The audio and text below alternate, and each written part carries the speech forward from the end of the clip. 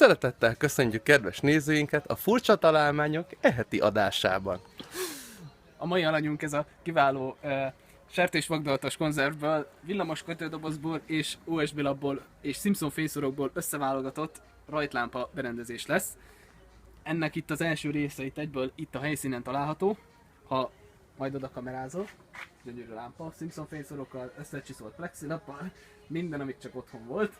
A virágcserepet meg nem is említem. Trabant akkumulátorral megtáplálva. Ez egy nagyon feature-es berendezés, van hozzá egy nagyon gyönyörű számítógépes program. Itt éppen a beállítások felülete látható.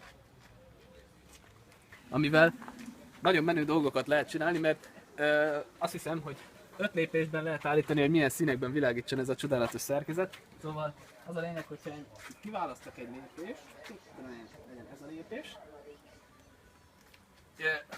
De csak. Ezt nézd.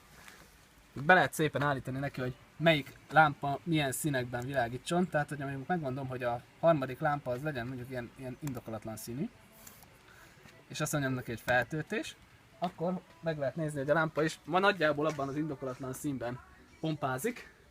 Illetve ki lehet próbálni a szekvenciáját is, és akkor most ebben a csodálatos színkonfigurációban működik. Fantasztikus. Hú, ez már kellett. Lehet neki adni időzítéseket és stb., de azt most így nem biztos, hogy átállítgatom. De ami az érdekes része, az, hogy a jobb pályát azt valamiért most így nem látja, de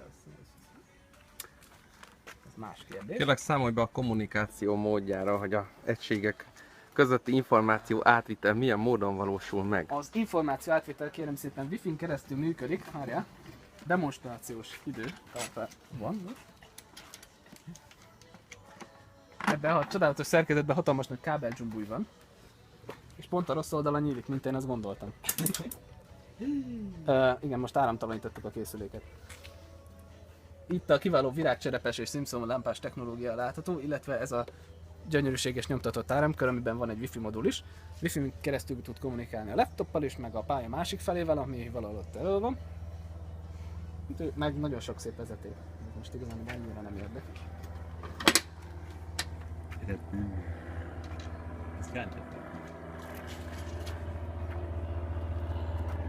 Államtitkokat ne!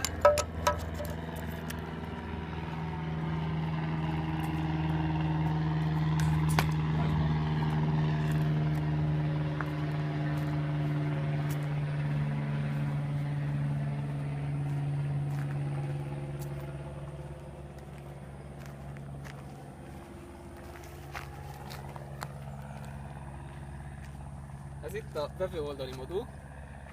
Most visszacsatlakozott, jó.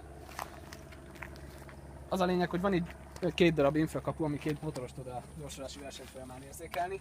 A sertésvagdolt dobozokban jeladók vannak. Ezek infravörös színben világítanak, amit a kamerával meg is tudsz mutatni, mert ez tök menő. Ha belenézel a csőbe, akkor világít, látod?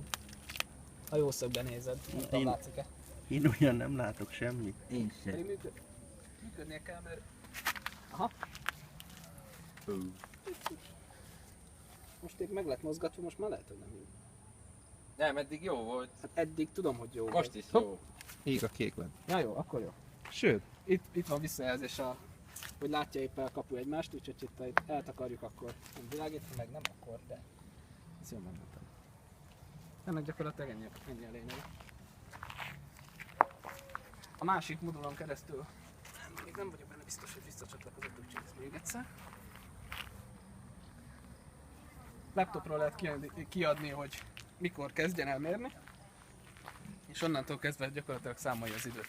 Meg visszajelzi szépen ott elől. De most mi, hogy ezt újraindítottam, ezért újra kell indítani az egészet. De az nem értő, hogy nem fog ilyen nagyon sokáig tartani, de most erre rámegyek, ez szerintem nem lesz jó, mert ez a szerencsétlen kifagyott. Technikai nehézségek. Please stand by. Belefutott egy olyan hibába, hogy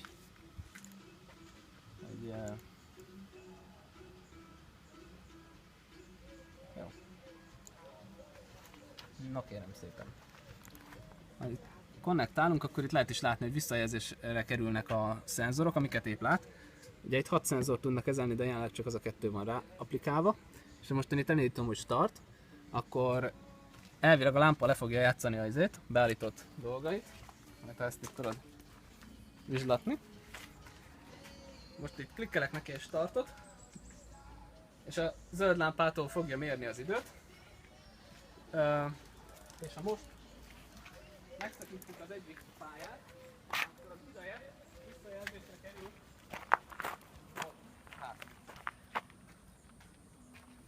Mutat valamit? Mutat? Na, hát akkor ezt lehet is filmezni. Még működik is. És a készülék megmutatja, hogy ennyi idő alatt sikerült odaérnem és a szenzorokat megszakítanom. A többi idő az nem releváns, mivel azokban a szenzorai nincsenek bekötve. Hát nagyjából ennyit tud a készülék. A versenymenedzsment az még nem tökéletesen működőképes, úgyhogy most azt szerintem azt nem fogjuk használni. De egyébként megmutatni meg tudom, hogy itt majd olyat fog egyszer talán, hogyha lesz időmre vele foglalkozni, csinálni, hogy itt van egy ilyen táblázat, amiben be lehet hozni ide előre a versenyzőket. Még annak idején úgy kérték tőlem, hogy úgy legyen, hogy legyen egy időmérőkör, és a legjobb 8 versenyzőt utána pedig így mindenkivel alapon végigjátszatjuk. Itt be lehetne állítani neki egy Excel táblázatot,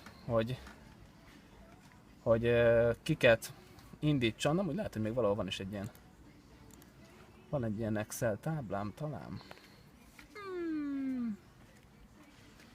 De lehet, hogy nem.